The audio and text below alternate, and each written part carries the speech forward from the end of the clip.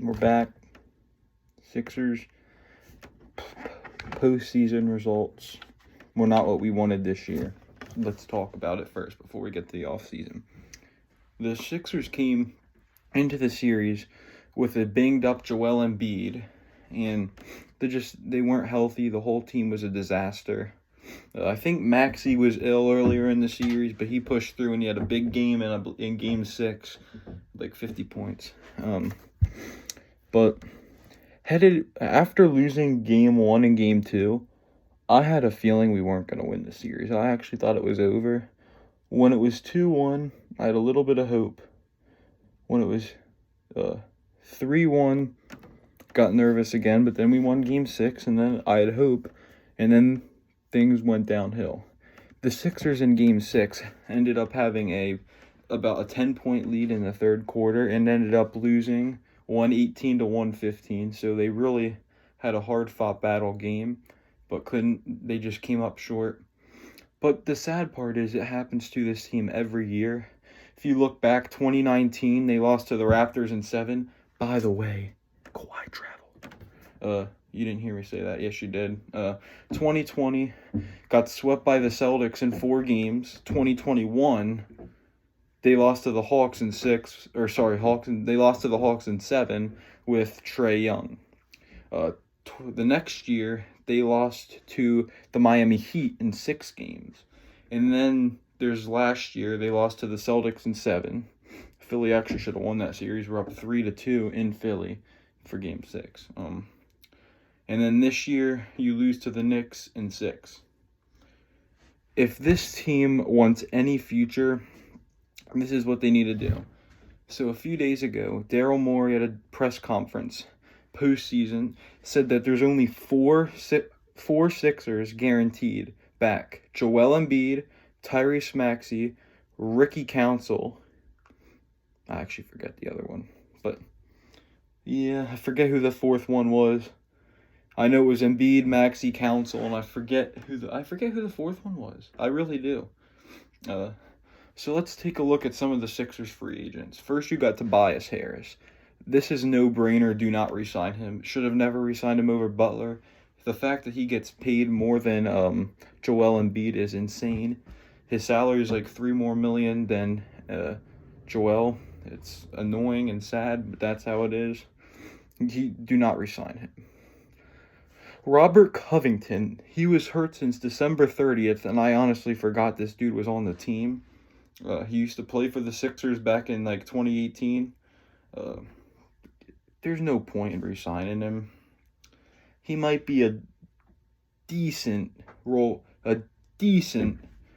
guy who comes in in a blowout situation at the best. Like he's like done. So then you go to Kelly Oubre. I hope this team signs him no matter what. You need to give it your all. Run it back with Kelly again. This guy is a dog, and I would cry if he'd leave, and I think he might. But then Buddy Hield. I loved when the Sixers acquired Buddy from Indiana, but then he was really, really struggling a little bit. And he might have had a couple injuries, but I don't think a ton. But he wasn't doing well until against the Knicks. Put him in the second quarter. He dropped like 20 points. Then third quarter he didn't play. Came back in the fourth. I believe this was when they lost Game 6. Yes. Bad coaching. He's got to play the third quarter. You got to play a guy when they're hot. That's number one. When someone can't miss, you don't take them out of the game.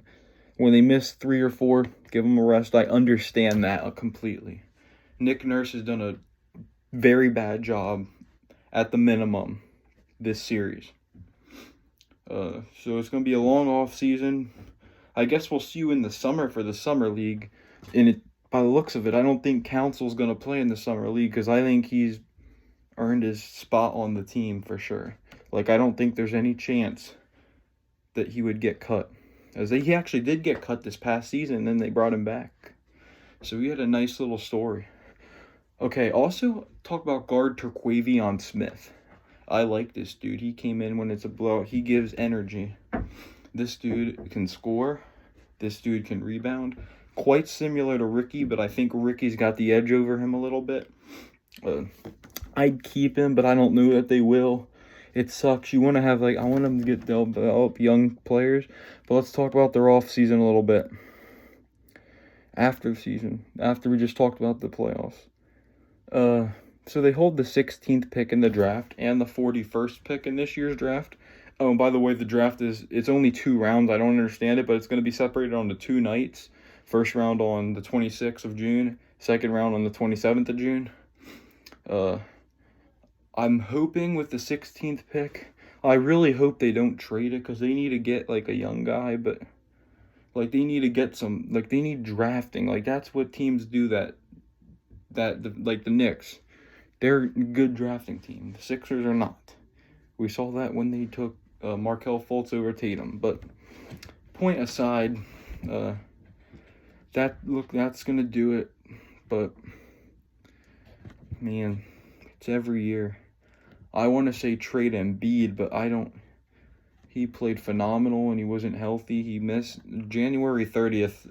January 30th screwed the whole season up. Because that was the day they played the Golden State Warriors. I believe it was a Wednesday night. I don't know how I remember that, but Joel Embiid torn his meniscus. That killed this team. So, yeah, that's that. See you in the next video, I guess. But I'll make a video of who they sign and stuff, and maybe they'll get Jimmy Butler in a trade. I'm really hoping. But I don't want to trade the 16th pick. I really don't. And they're saying about getting Bronny James, so we'll see. I'm not sold on him because he was only a freshman and he went into cardiac arrest. So, however, it's LeBron's son. I'm sure he's going to be good and a freakish athlete. But that's it for this video. Thanks for watching. Go Sixers.